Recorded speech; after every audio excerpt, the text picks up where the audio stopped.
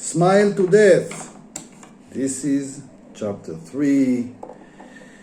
My name is Dr. Pinky Feinstein, and I'm happy I have the privilege to record this series, this program. It's a very, very special privilege. I created many online courses and I wrote many books. But this one feels very, very different. Very different. I feel it in my bones that this is a very, very unique and important project that I felt in my heart that it is something that specifically my duty, here I silence the computer, my duty to bring it, to deliver it, to explain as much as possible, to present it, to give people a kind of platform to start looking at reality, at the reality that is usually presented to them, not only through their eyes, but also through the cultural themes or cultural understandings and narratives, etc., that keep them distant from the broader reality in which they're part of. And I believe that people like me, I'm certainly not the only one, this is our job.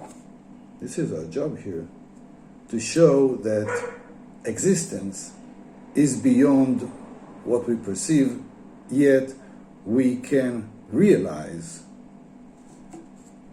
that this is the thing that actually is happening. I mean, we cannot perceive it, or we can perceive it in a partial way, yet it is very important for us to get closer there, to get closer to the gate, to get closer to the wall that we don't even realize that exists there between what we understand as life, as living, and the things that beyond this experience that is very important and part of the living, yet we cannot approach this territory unless we come with a different attitude, with a different point of view that begins with smiling to death. Smile to death. So, what is chapter 3 talking about? Let's see. Chapter 3 is the third in part 1 that asks the question, why should I smile, or why should we smile to death? And chapter 3 says, because death represents a very pleasant place to be in.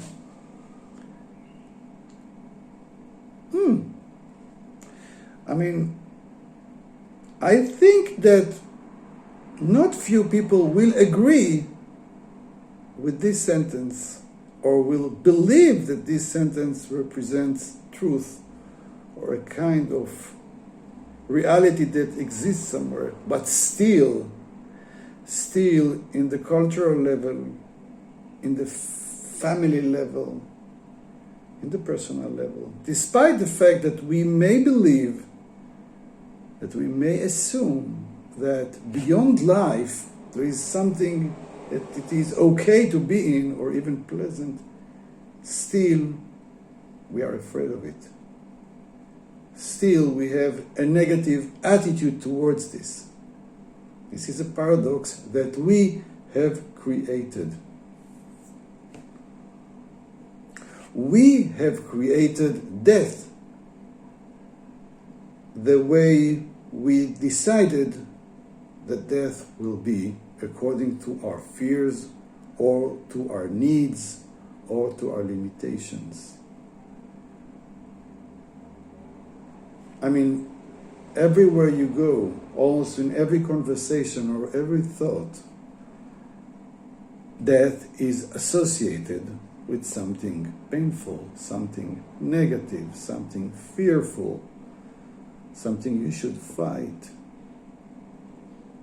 Death is many times related to fear and even controlling people through the fear of death or through the fear of not surviving.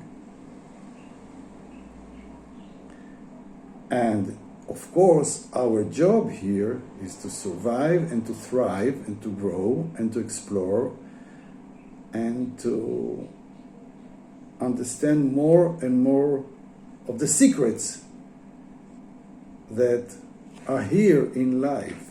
It is our job to be here as much as we can. Yet it doesn't mean that what is beyond this place that we would like to be in as much as we can, it doesn't mean that beyond it there is something bad, something horrific, something dark, something worth being intimidated from. No. I don't believe that this is the real fear that we possess towards death. But this is why I insist on emphasizing this. The way I see it, the way I know it, the way I sense it in my body. When I'm talking about death, I'm not talking just about the place where we go to when we end this round. I'm talking about a place that we are already there now. It's a parallel space that is in a continuous communication with this place. I'm saying this is a very pleasant place to be in. I'm saying that we are afraid of remembering, of connecting to the fact that this is a very pleasant place to be in. I think that we are afraid to open the door, to break the wall. I think that we don't want the curtains to be opened. We are afraid of this. We are afraid of the truth, but not necessarily the bad truth. Can you see where I'm leading to? We have many paradoxes. We have many self-deceptions. That it may be the time now to realize them. We are afraid of good things. You know that in many ways, and this is related to other courses, people are afraid of success. People are afraid of love. People are afraid of harmony. And no, we won't get there to the question, why is this so? Or is it really true that people are afraid of success, etc.? People are afraid of their greatness. People are afraid of freedom. And I will discuss this in more detail in chapter 4, that death is not really so frightening, that it is only a kind of human manipulation. But for now, I want to focus on one thing. Death is okay. Death is a place that we came from. It is home. It is very, very pleasant to be there. We don't have all the deficiencies and the pain and the suffering, and we exist there. We are alive in a different way of living. We are vital. We are creating there. We are God in there. But let's be careful with the concept of God, later to be discussed. We are afraid death not because it is not a nice place to be in. Now try to ask yourself, I think it's a very fascinating question to discuss. Why am I so afraid of death if it is a very, very pleasant and harmonious place to be in? Why? Why do I have this internalized, fixed fear of going there. Maybe I just have this fear as a part of my structure, but this fear doesn't represent the truth. The reason to be here, the reason to grow, to heal, to thrive, to cope, doesn't have to be as a kind of a fight or a war against death. We can be here, grow, and thrive thanks to death, which is a very, very pleasant place that we came from due to some decisions and purposes that brought us here for a kind of journey, that this pleasant place, death, needs us to go here so it will grow also and expand and will reach some of its purposes.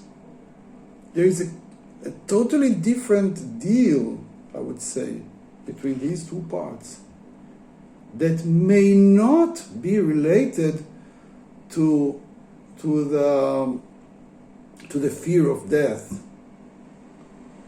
that may not be related to this feeling that I must not go there. Well, it's home. It's home. It's okay to be there at home. Things are more complete there. Things are more calm over there. It's okay to be home. But I don't rush to get there because I came here for a purpose. But I can now tell myself, I am here. I decided to come here. It's okay that I'm here with all the problems and the challenges and uncertainty and the noises that are here. And still, over there, it's a very nice place to be in. So I can smile to this place and start asking myself, am I certain that I would like to be afraid of it? Maybe this fear is no longer needed for me. Maybe I can live here and decide to be here without fearing death. How will my life be when this is the way I approach death? This is the way I communicate with death, the source, the home, the one that gives me the ideas and the direction and the intuition. And still I'm here, smiling to this place, knowing that I came from there for a reason, knowing that I can make a better connection with it right now, and knowing that one day I will complete my missions and get back home, smiling if possible.